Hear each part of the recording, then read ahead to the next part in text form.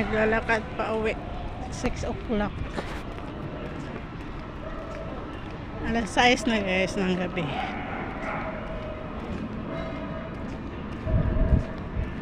Malapit na ako sa bahay.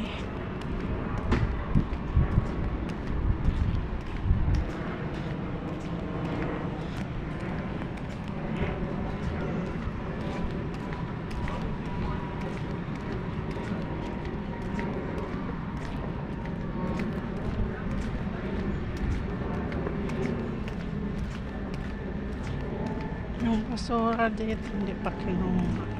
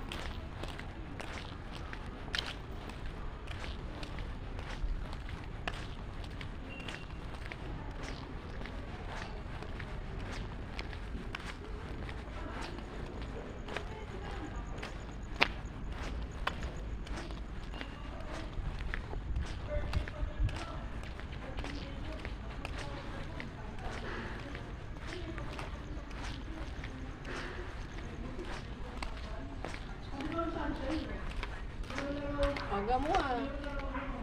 Wala pang amoy. Napasa Japan. Bukas siguro uwi.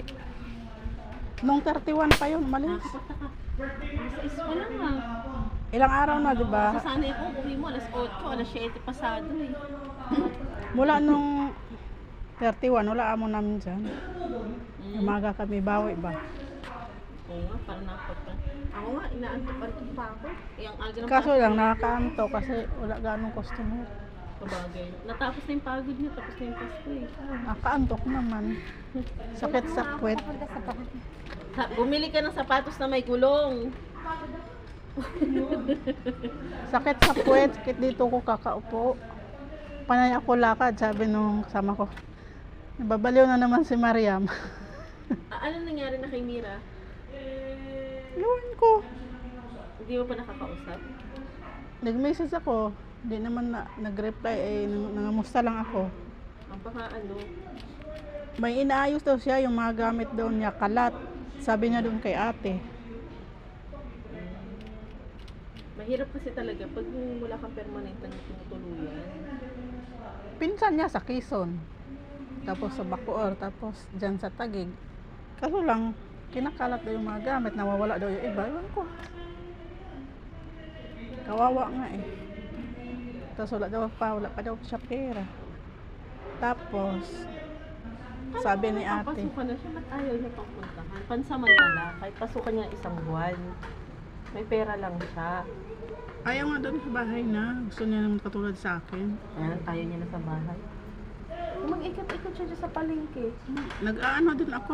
Kaso lang, marami nang lumapit sa akin na kasamaan ko doon sa kantin. Kasi yung doon sa kantin mga kasamaan ko, wala na rin pala umalis. Tinapos ng December para makuha yung bonus. Nagsialisa na sila doon. Dahil doon sa ano. Sayang na kung nakapag-ipon-ipon lang si Mira. Oo. Siguro nagnegosyo na lang sana kayo ng kantin. No? Kaya nga. Kaysa yung ganyan, namamasukan kayo, wala namang kayo makakaya. Asa man kantin. Hindi, alam mo, maghanap ka ng pwesto na matao. Yung bahay na siya, tapos pwede ng kantin. Ay, oo. Kasi kung ako talaga gusto ko yung si Sol nga, inuuto ko ng pakunti-kunti. Sabi ko, pag nakakuha ka na siya